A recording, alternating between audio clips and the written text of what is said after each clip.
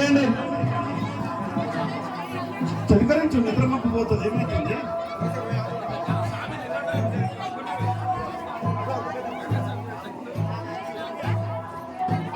అందరికీ ఒక్కొక్కటి పెట్టండి. పెట్టేయండి స్వామి. తల్లికాలు మొక్కిన తర్వాత బొట్టు పెట్టి దండేయండి.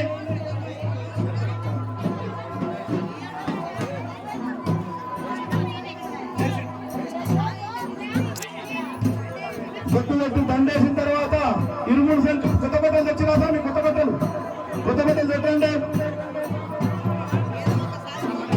కొత్త బట్టలు తెచ్చిన వెంటనే పెట్టండి.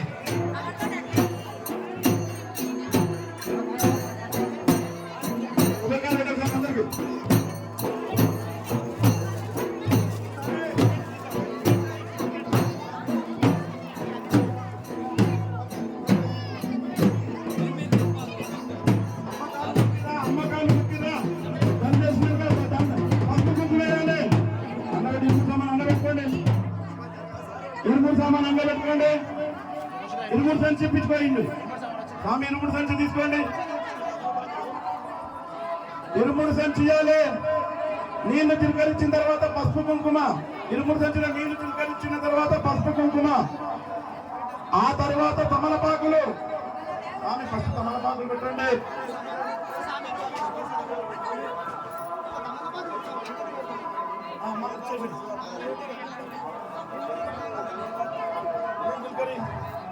పసుపు కుంకుమ వేపించుకొని తమలపాకులు పెట్టండి. ఫస్ట్ బియ్యం పెట్టండి. 3 చేతుల బియ్యం పెట్టండి. కొబ్బరికాయ పెట్టండి. ఒక కొబ్బరికాయ 3 చేతుల బియ్యం అయిన తర్వాత ఒక కొబ్బరికాయ. తర్వాత ఇంట్లో స్వామి రాండి.